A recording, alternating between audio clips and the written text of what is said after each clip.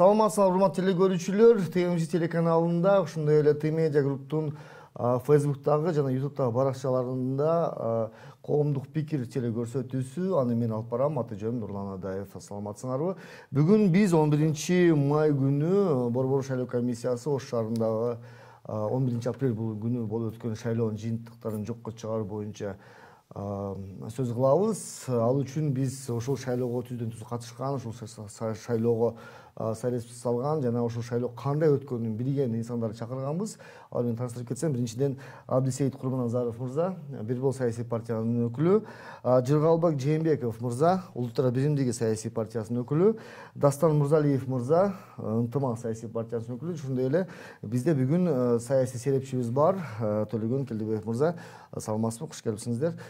Анда эмесе баштасак, кечеги Борбор шайлоо комиссиясынын чечими. Сиздер күттүңөр беле бул нерсени? Биз үмүт менен күтүп атканбыз. Ушундай чечимге келсе экен Борбордук шайлоо комиссиясы деп, себеби биз алдын ала кайрылганбыз да. Анан кийин кечээ ошол биз күткөндөй жыйынтык чыгарып берди Борбордук шайлоо комиссиясы. Биз ойлойбуз, бул туура чечим чыкты деп. Кандай гана мелдеш болбосун, ушу мына бала бакчадагы балдардын мелдешинен баштап, мектеп окуучу чоңдордун бүт спорттук мелдеш болобу, ал фестиваль болобу, кандай болобу, бир эреже менен жүрөт. Туурабы? Анан эрежени бузуп, ошол мелдеште жеңишке жетүүгө мүмкүн эмес. Эрежени бузган адам оюндан чыгарылыш керек. Ошол сыңар эле бул жерде дагы ошол толук эреженин бузулгандыгы БШК далилдеп 11 апрелде шаардык кеңешке, Ош шаардык кеңешинде болуп өткөн шайлоонун жыйынтыгын жокко чыгарганы бул абдан туура көрүнүш болду. Коомчулукка жакты. Бул деген нерсе ушу коомду тазалоо башталды деп айтат элем да менчи. Мен ушундай биринчи кадам башталды деп ойлойм. БШКнын эң туура койгон кадамы ушу болду. Мындан кийин дагы ушундай кадамдарга барып, биз ушундай жаман нерселерден, туура эмес мыйзам бузуулардан бардыгын жолго салып, кутулуп, биз мыйзамдуу өлкөгө, мыйзамдуу турмушка түшүбүз керек да. Ошонун ичинде шайлоо дагы өзүнүн эрежеси менен, өзүнүн мыйзамы менен өтүп кана толук кандуу мыйзамдуу деп эсептелиш керек. Бул Бир Бол партиясынын өкүлү болду, Абдисейит Курманазаров мырза. Айта кетсем, бул шайлоодо 4 партия мандат алууга укугу бар эле. Шайлоонун жыйынтыгы боюнча бул Ата журт Кыргызстан партиясы, Улуттар биримдиги партиясы, Иман Нур партиясы жана Ынтымак партиясы. Бүгүн бизде Жыргалбек Жээнбеков мырза, Улуттар биримдиги партиясынын өкүлү. Айтсаңыз, сиздерге 10 мандат тийиш керек эле. Бирок сиздер эмнегедир азыр ушул кечеги БШКнын жыйынтыгына колдоп атасыңар. Эмнеге? Сиздер ошол 10 кишиңер өттү го. Билесизби, бизде 2020-жылдын октябрь айында азыркы Оштогу түзүлгөн кырдаал ошо Кыргызстанда түзүлүп калган да. Бизде ошол кайталоо болуп калды да. Мында салыштырып карайлы да. 2020-жылдын 5 октябрында шайлоо 4-үндө өтпөдү. 5 октябрында Бишкекте миңдеген адамдар шайлоо туура эмес өттү деп туруп чыгышкан да. Ыраазычылык билгизипчи, ошол эле БШКга карата. Анан ал жерде бүтүн Кыргызстан партиясынын лидери Атаган Мадумаров өткөн булардын партиясы. Бирок аркадагы адилетсиздик болгон үчүн аркада өтпөгөн партиялардын позициясын колдоп, алар дагы өздөрүнүн мандатынан баш тарткан. Бизде да Ошто ушундай кырдаал пайда болуп калды да. Биз 10 мандат алдык, Кудайга шүгүр. Ушуга биз ыраазыбыз. Өзүбүздү сактап калсак болду, башкалар менен ишибиз жок десек дагы болот болчу. Бирок бул жерде биздин мандаттан дагы баалуу бул адилетсиздик көрүнүштөр орун алды да Ошточу. Буну чындыгында баягы шайлоо болгонго чейин эле ошол Ош шаарында административный ресурс пайдаланып, шайлоочулардын конституциялык укугуна чек коюп, аларды коркутуп, үркүтүү жолдору менен, же болбосо ошол кайсыл бир коллективде, кайсыл бир партияга үгүттөп сөзсүз түрдө ушуларга бересиңер деген баягы коомдук коркунуч сигнал пайда болгон да. Бул туурасында баягы биздин лидерибиз Мелисбек Жошбаевич шайлоо болордон 1 ай мурун эле өзүнүн позициясын айткан. Ал киши эмне деп айткан? Ош шаарында адилеттүү шайлоо болуу мүмкүн эмес.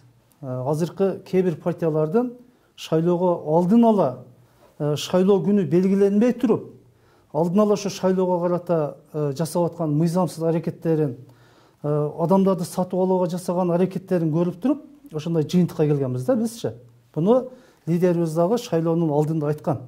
Мына бүгүнкү күнү ошол 2021 жылдын 11 апрелинде шайлоонун жыйынтыгы, ошо биздин лидер айткандай, ошол биз кырдаалды туура эмес кетип аткандыгын баягындай көргөн адам катары ал ситуация ошону аныктады. Себеби Мелисбек Жошбаевич бул кыргакы саясатчы, ошол ситуациянын кандай жыйынтыкталышын, кандай болушун алдын ала сезген да. Рахматчон, Дастан мырза, айтсаңыз, Ынтымак саясий партиясы деле 4 мандатка ээ болгон. Не болгон? Бирок Ынтымак саясий партиясы, ушул Улуттар бирим саясий партиясы, Бирбол саясий партиясы жана башка партиялар менен биргеликте март айында меморандум кол койгонсуңар. Ооба. Анан 11 апрель күнү кечинде шайлоонун жыйынтыгы чыккандан кийин дагы бир жолу расмий документ кабыл алып БШКга жөнөткөнсүңөр. Вот силер деле 4 мандат алдыңар. Неге силер дагы азыр мындай бир башкача сүйүнүү сезим менен келип отурасыз? Эми сүйүнүү сезимди мен жеке жалпы партияга айта албашым мүмкүн. Менин жеке өзүмдүн позициямдагы, өзүмдүн мүнөзүмдөгү, принцибимдеги жүзүмө чыгып калган нерсе мен сизди дагы кубандырганы мени аябай кубандырат сөзүнүн ачыгы. Анан эми бүгүнкү шайлоодогу чечимге негизи убагында биз мандат алабызбы, албайбызбы, өзүбүздүн позициябызды билдиребиз деп ар бир мындай өз коомго каршы мындай шайлоого ушундай болот, жыйынтыктары болот деп биз терс оюбузду билдирген эмеспиз. Себеби эми ынтымак дегенден кийин биз баарын дагы да ынтымакка чакырып, баягы жанагы эле өзүбүздүн алдыга койгон ниеттерибиз бир болгондуктан анан эми өчөшкөндө эмне? Жаш эле эми жаралып аткан партия бирөөгө өчөшүп, анан өзүнө душман ашыргандан алыс эле. Экинчиден партиянын, то есть бүгүнкү күндөгү шайлоонун жыйынтыгы жокко чыккандыгы бул биз ынтымак партиясы үчүн эң чоң өбөлгө түзүү да. Себеби ошол убактагыдай болуп, мен дагы бир жолу айтайын, башка партияларга салыштырмалуу биз дагы ошол менен тең-метең ата ошолор кылган ишти биз да кайталаганыбызда биз бирде алмакпыз.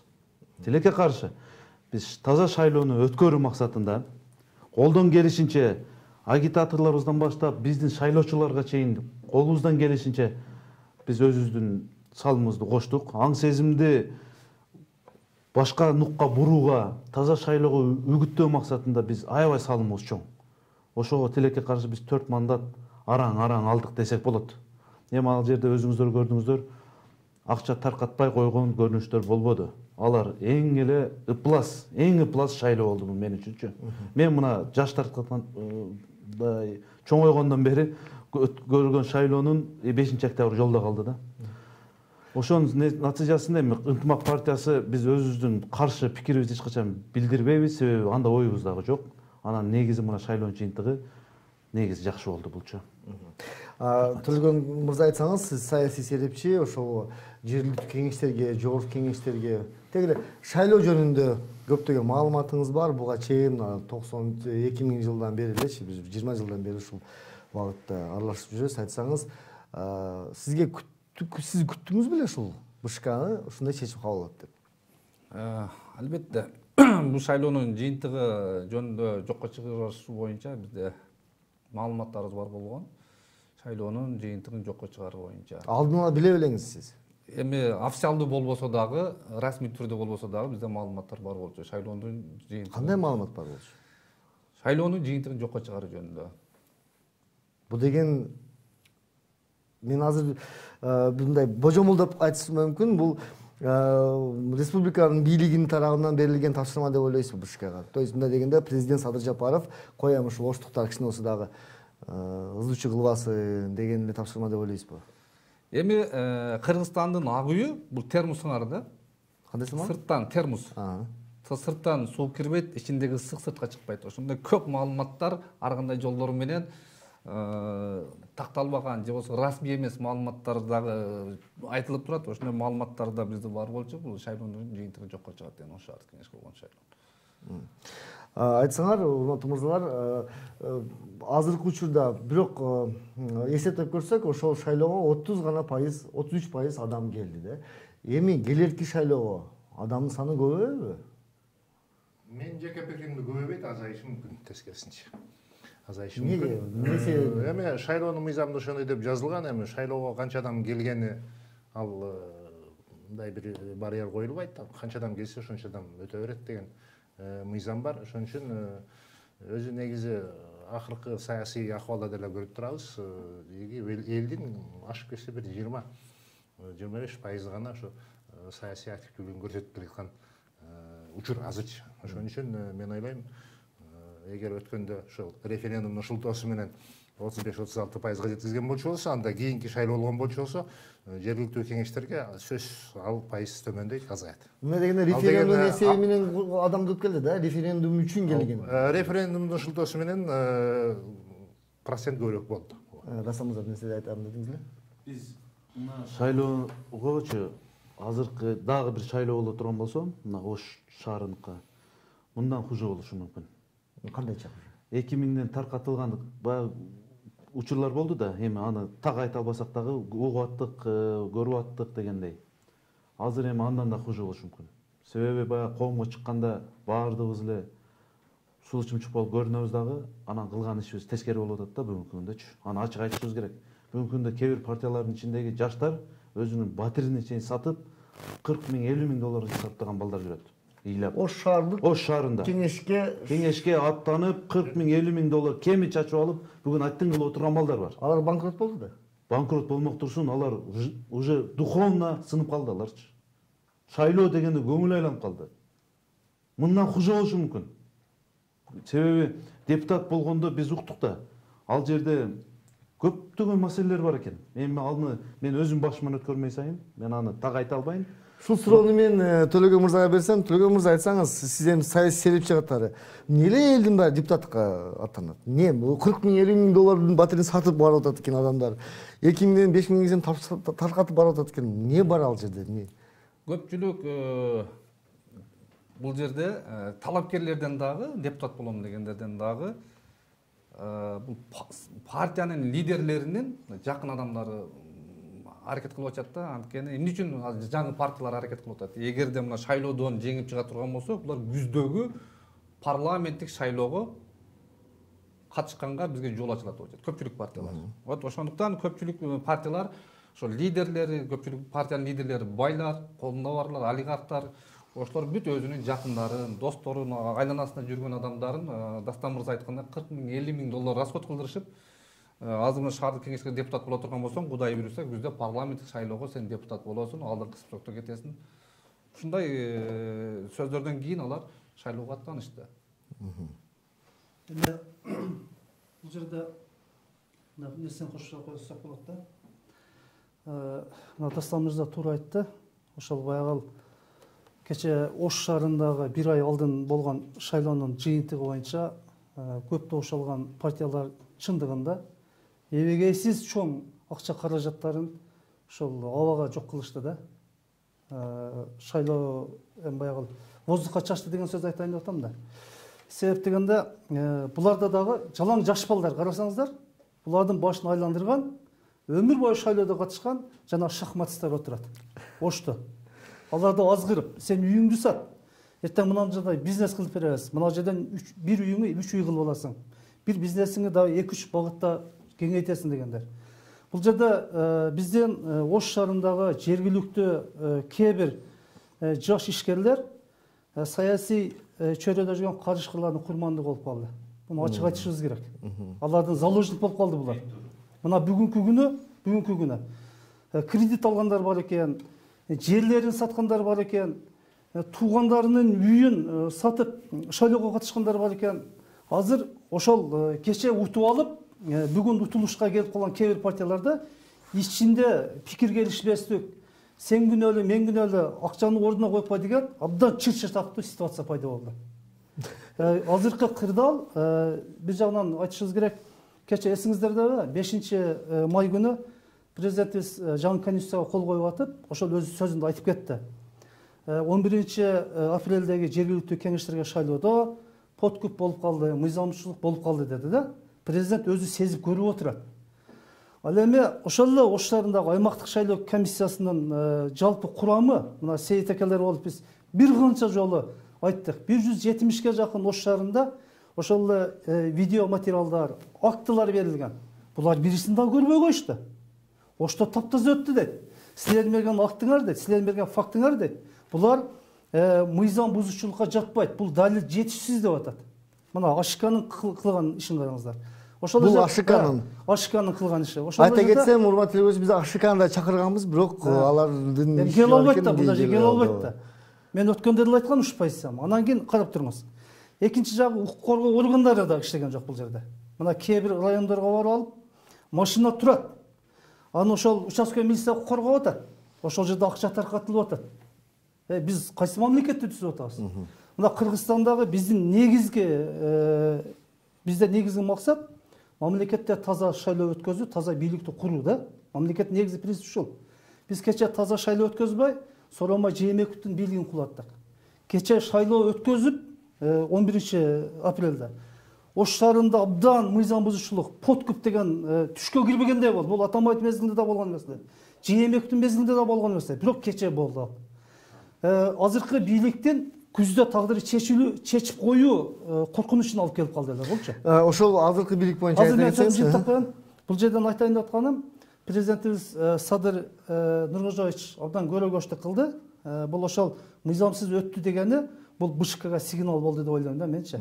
Себеби президент өзү ошондой айтып аткандан кийин БШК коомдук стабилдикти сактап калыш үчүн, күздөгү шайлоо тынч өтүш үчүн Оштогу шайлоону бузуп, жаңы шайлоону дайындоосу бул абдан туура болду. Бизде коомдо чыңалуу бар эле. Мына күзгө жетип же жетпей абдан чоң бир вызырып болушу мүмкүн да. Ушу шайлоонун жыйынтыгы боюнча. Орто жолдо баягы 40 миң доллар, 50 миң доллар саткандар күйүптү да. Алар күйдү. Булар дагы күйөт. Анан Дагы бир суроо берсем, Абдысейит мырзага, Абдысейит эке айтсаңыз, сиз азыркы шаардык кеңештин депутатысыз. Статусуңуз эми бар. Бирок сиздин оюңузча депутат бул элдин кулу болуш керекпи же элдин бийи болуш керекпи? Албетте депутат элдин кулу болуш керек. Бүгүнкү күндө Ош шаардык кеңешинин депутатынын статусу айрым бир болор болбос кичине иммунитетке ээ болгону менен эч кандай бир привилегия жок. Айлык албайт. Коомдук башталышта бекерге иштеп берген элдин кулу. Ошондой болуп иштеш керек бардыгычы. Анан эч бир ал жерде бир чоң акча жок. 45 депутаттын 4 депутаты эмгек акы төлөнөт 4 депутатка. Калган 41 депутат бүт коомдук башталышта иштейт.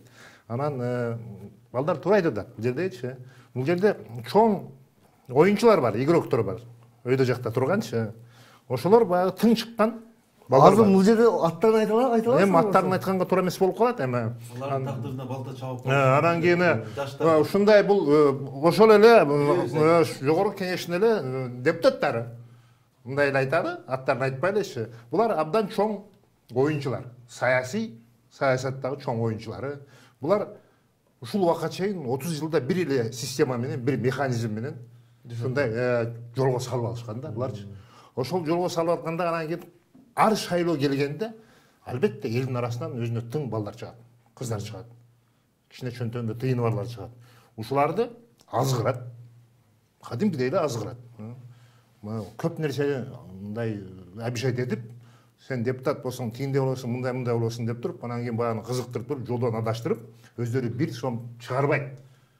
Тескерисинче мүмкүн ошолордун акчасынан кайра салып кетиши мүмкүн. Өздөрүчү байып кетиши мүмкүн. Өздөрүчү. Ошентип келаткан нерсе бул дагы ушундай болуп кайталанып калды. Урматтуу келерки шайлоого бара турган жаштар, агалардын сөздөрүн угуп алгыла, көптөгөн акчаңар болсо чачпай койгула экен дечи.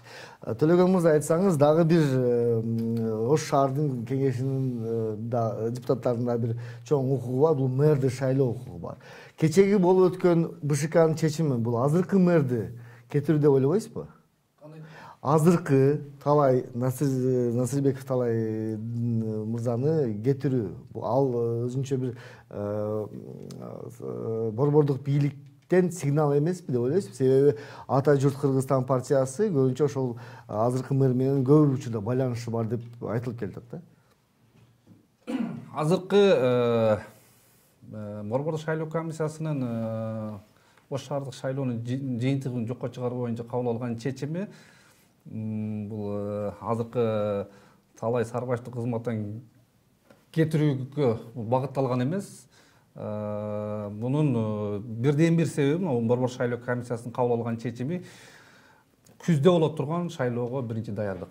Себеби Жогорку кеңешке себеби азыркы БШКнын кабыл алган чечими боюнча кийинки жогорку кеңешке, шаардык кеңешке болгон шайлоолорго дагы бийликтин даярдыгы, шайлоону тазараак өткөргөнгө, стабилдүүлүктү орнотконго, чыңалууну азайтканга, элдин бийликке болгон үмүтүн жандандырууга болгон аракет. Шаардын келечеги кандай болот анда? Шаардын мэри кандай болот? Же ал шаардык себеби азыр эми шайлоо өтсө, эми Ата журт Кыргызстан катышпашы бул анык иш. Жок, мыйзам боюнча күнөөлүү тарап деп гана жазылып калган. Эгер шайлоо жокко чыккан болсо, бул саясий партия болбой калышы мүмкүн, арасынан бир 4-5 талапкер четтетилип калышы мүмкүн. Партия кайра катышып калышы мүмкүн. Мына шайлоонун мындай дегенде башынан түшүндүрүп койсоңуз, Ата журт Кыргызстан партиясы ошол көпчүлүк учурда сиздер ошол партия деп арызыңарда айткансыңар да? Ал партия катышат, бирок ошонун арасындагы айрым кандидаттар катышпай калышы мүмкүн. Мүмкүн. Себеби мыйзамда партия деп жазылган эмес да. Эгерде шайлоо жокко чыккан болсо, күнөөлүү тараптар гана катышпай калат деген берене каралган да. Эми күнөөлүү бир 4-5 талапкер болуп калышы мүмкүн. Жалпы партия жокко шайлоого катышпай калганга бут тозгонго бөгөт жок.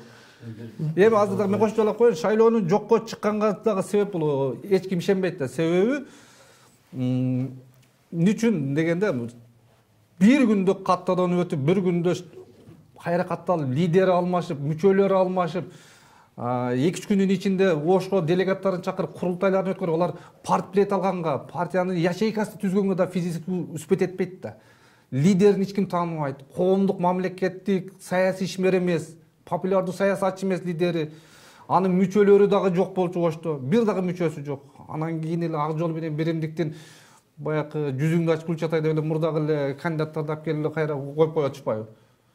Вот ошонун негизинде бул шайлоону жокко чыгаруу. Мен азыр 3 саясий партиянын өкүлдөрүнө суроо бергим келип атат. Сиздердин партияңардагы кандидаттар өзгөрөбү эми? Мисалы сиздер 4 мандат алсаңар, силер өтпөй калдыңар, сиздер 10 мандат алдыңар. Может быть, иштин баары силердин кандидаттарыңарdır, может быть. Силер бизге карап чыкканга бир карап чыгасыңарбы? Алмаштырасыңарбы? Сөзсүз өзгөрөт. Себеби биз өзүбүздүн кайсы жагыбызда минус болуп калды, кайсы жагынан плюс болуп калды. Муну анализ кылып чыктык. Өзүбүздүн плюс жактарыбызды калтырабыз, минус жактарды жок кылганга аракет кылабыз. Сөзсүз өзгөрөт. Толугу менен өзгөрбөсө дагы бир топ өзгөрүүгө барат. Антпесе бул айтып атам го, бул ошол саясий эреже менен ойной турган оюн, ошон үчүн өзгөрүп турбаса болбойт, сөзсүз. Улуттар Бийлик партиясы.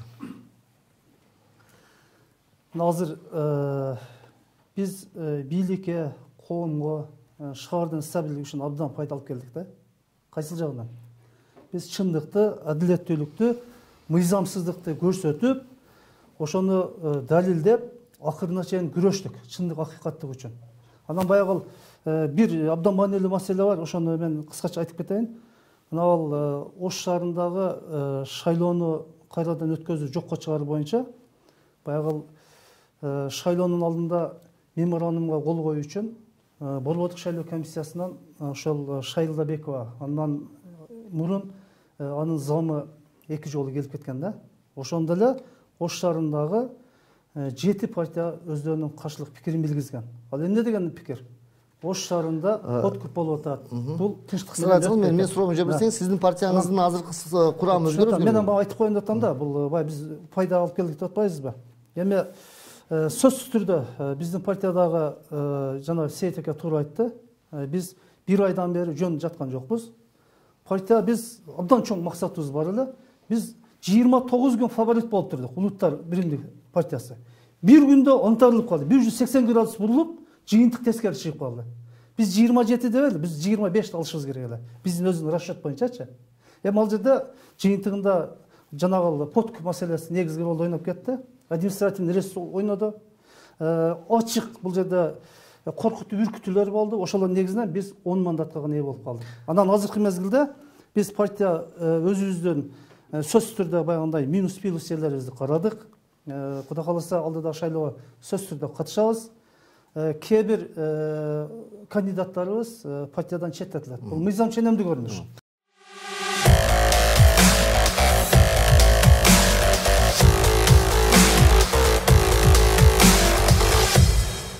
Ынтымак партиясы да Самырза. Биздин тизмедеги кандидаттардын өзгөрүшү мүмкүн, толук ыктымал. Себеби бизде дагы ким канчалык деңгээлде иш алып барат, ким канчалык деңгээлде партия үчүн күйөт, ким канчалык деңгээлде эртең өтүп калса өзүмчүл эмес, партия үчүн, эл үчүн кызмат кылам дегендер бар да.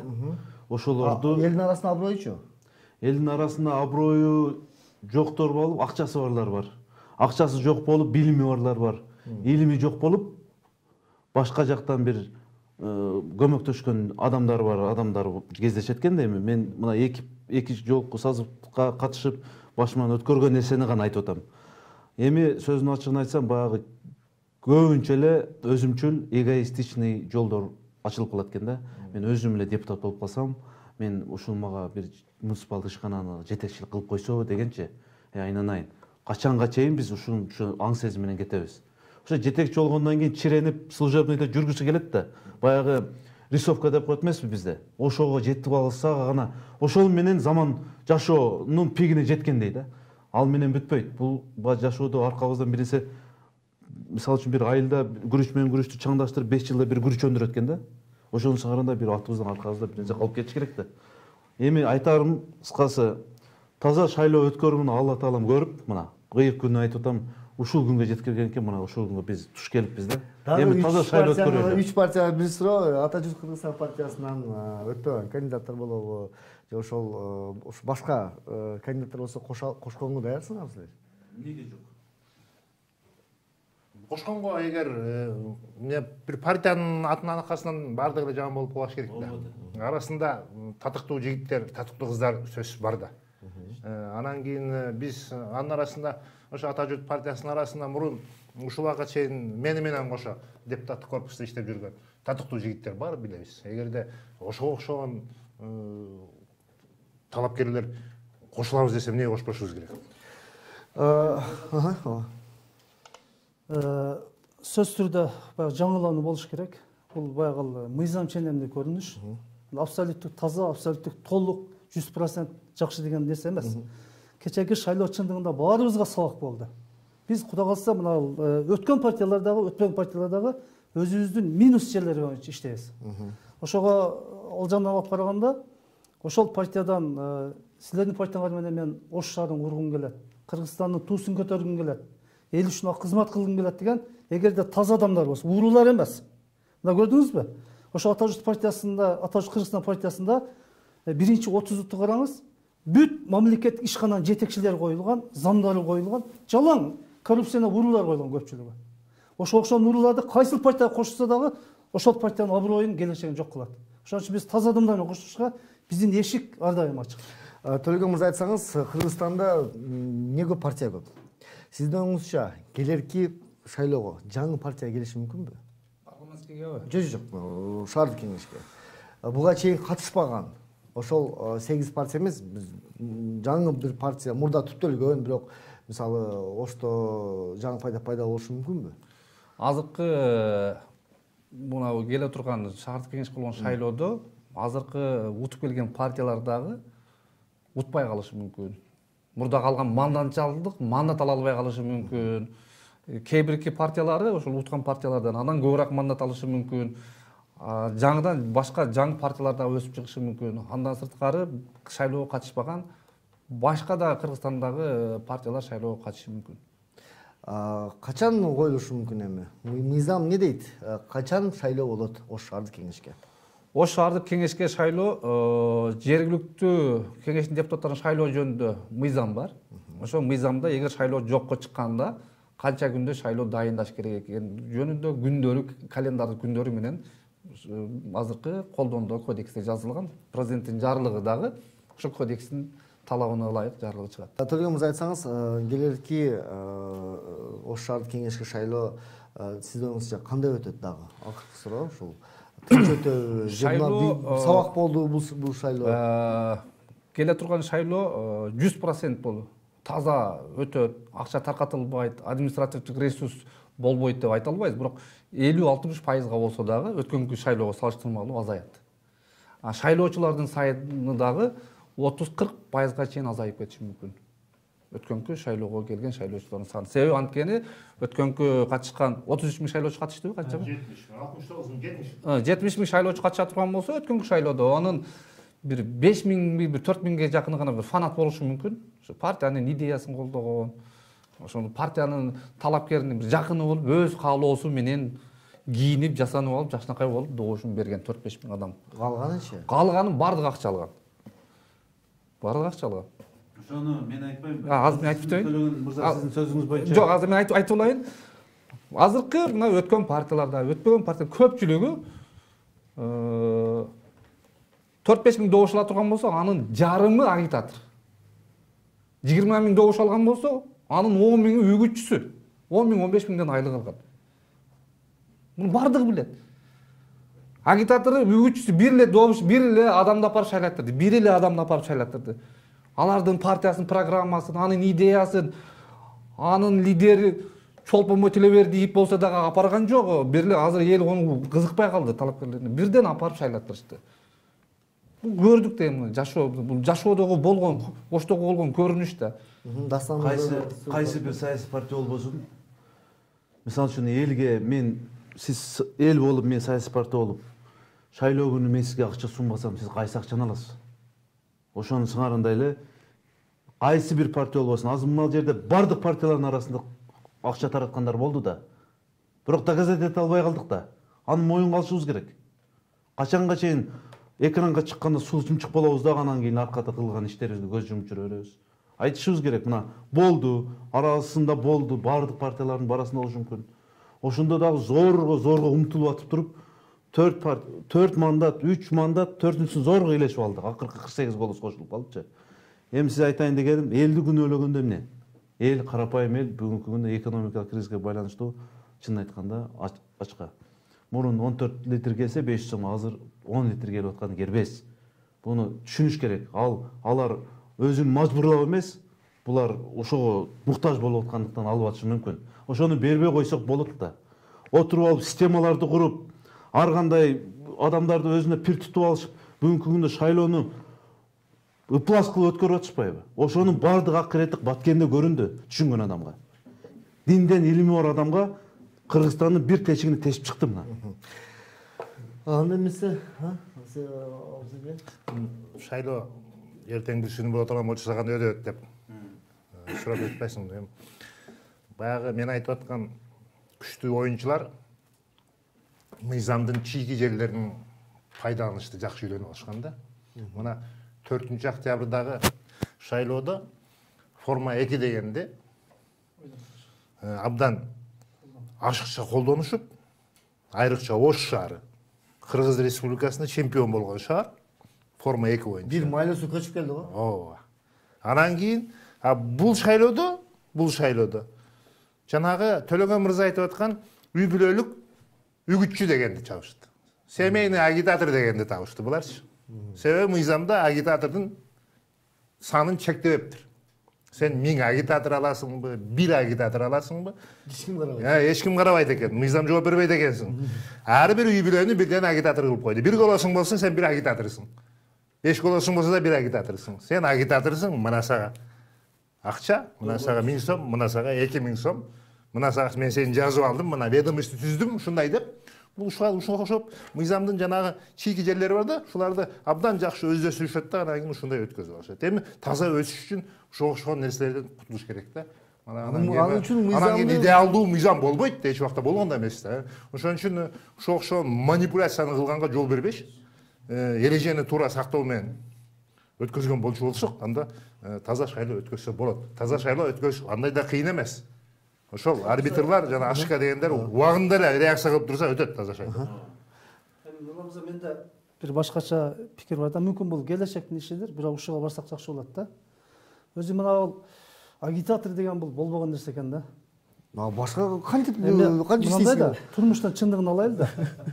Агитатор эмес, кээ бир партиядан кетип аткан кандидаттарга партиянын программасы боюнча билесиңби десең билишпейт. Агитатор дем тем более. Агитатордон кандай болуш керек? Эми идеалдык жагын айтканда менин көз карашымда мындай болуш керек да. Ал партиянын программасын толук кандуу билген, идеологиясын түшүнгөн, саясатты түшүнгөн, келечекте бул партия элге эмне кылат деген суроого жооп бере турган адам ушул түшүнүктү өзүнүн шайлоосуна жеткизиш керек да, ынандырыш керек аны. Акча менен эмес. Бул ошол партиянын программасы аркылуу ынандырыш керек да. Эми биздин агитаторлор кандай болуп атат? Жана бардыгы туура айтып атышат. 10 миң 15 миң сом акчаны алып атат дагы, анан атты жайдак чагып кетип атат да. Атты жайдак чакканда эмне болот билесиз? Бул келечек жок нерсе. Ошон үчүн менде башкача көз караш бар. Келечекте мына биз Кыргызстан азыр санариптик мамлекет болуп кетип атабыз. Кудай кааласа 1-2 жылдын ичинде бул аягына чыкса, партияларды онлайнда телевидение аркылуу 30 күндүк телевидение аркылуу агитацияны жүргүзүшүбүз керек да. Келечекте. Бул менин жеке пикирим. Себеби ким кайсы партиясын каалайт, бир убакытты берип, например, ар күнү саат 9-да берип, 30 күндүк агитациялык момент айтканда, ошондо ош шаарында 10 партия катышса, ар бир партиядан 10 мүнөттөн 15 мүнөт. Же бир күнү бул партиянын ал нерсе болуп атпайбы? Ал нерсе болуп кетпейби? Биздики андай болбойт да. Бизге болбойт да. Бизге баягы айтайын деп атканым, телевидение аркылуу элге программаны жеткизиш керек. Анан агитатор деген кандай кылып атат? Ал байлап алып атат. Шайлоочунун конституциялык укугун тебелеп тепсеп атат. Аны коркутуп атат. Мына сен бүгүн 2 миң сом акча алдың. Эртең качып кетсең, телефонуңду өчүрүп койсоң, шайлоого барбасаң, бүрсү күнү сага трагедия деген сөздү айтып атат. Адамдар коркуп калган. Мына ош шаарындагы кээ бир улутчу калысчылыктар кайсыл бир партияга байланып калган. Мына бул турмуштун чындыгы. Себеби аны милиция келип коркутса, чөмүлөр келип коркутса, акчасын берген адам келип коркутса, бизнесин кислородун буып атса, ал бечара эмне кылыш керек? Ал конституция боюнча сенин партияң ош шаарында алтындан жол куруп берсе дагы, алтындан тротуар кылып берсе дагы, ага кереги жок. Ал ошол күндөгү алган 2 миң сомдон кутулуш керек. Шайлап гана кутулуш керек, башка жолу жок. Эми бизде ушундай болуп кетти да, биз правовой поледан чыгып кеткен мамлекетпиз. Азыр мына Садыр Нуркожоевичтин негизги максаты Кыргызстанды кайрадан мыйзамдуулукка, адилеттүүлүккө, подкупка каршы саясат жүргүзүп атканын мени колдойт. Мына бизде шайлоодон кийин элдин үмүтү сынып кетип атты эле. Мына кечээки 5 октябрдан кийин президентибиз өзү конституцияга кол коюп атканда айтты, Кыргызстанда подкуп болуп калды, мыйзамсыздык болуп калды деп. Кечээги БШКнын ош шаардык шайлоо комиссиясынын жыйынтыгын, ош шаардык шайлоону кайрадан өткөрүү боюнча чечими бул өлүп бараткан үмүттү кайрадан жандандырды. Эгерде ушундай жол менен кете турган болсок, Кыргызстан кудай кааласа көп нерсеге жетсек болот. Келоке сиз нерсе айтам дедиңиз беле? Эми шайлоону ким бурмалайт? Шайлоонун конституцияны ким тебелеп, тепсеп, адам укуктарын ким чектейт? Бул бийликтегилер кылат да. Буну башка партиялар кыла албайт. Акаевдин убагында, Бакиевдин убагында, Жээнбековдун, Атамбаевдин убагында, азыр Садыр Жапаровдун убагында дагы ошол ак үйгө Садыр Жапаровго ишенген, ошо менен ымыласы бар адамдар жасады да буну. Эмне үчүн мыналар жасай албайт? Ресурс иштете албайт, подкуп ушунчалык кыла албайт. Берки бийлик ыктаган партиянын талапкерлери дагы, анын лидерлери дагы, шаардагы жергиликтүү бийликтин башындагы тургандар дагы, күч органдар бардыгы бир партияга иштеди. Ошондуктан бул шайлоону бурмалаганга бийлик башында турбаса, шайлоо 5-10% мыйзам бузуу болсо да шайлоонун жыйынтыгына жок таасир этпеши мүмкүн. Ошондуктан бийлик шайлоого мыйзамсыз көрүнүшкө аралашпаса эле шайлоо таза өтөт. Анда эмесе чоң рахмат мырзалар, келип бергениңиздер үчүн, өзүңөрдүн бир авторитеттүү, бир өзүңөрдүн оюңарды, пикириңерди айтканыңар үчүн. Сиздер менен коомдук пикир көрсөтүүсү болду. Анын алып баруучусу мен Нурлан Адаев. Сак саламат болуңуздар.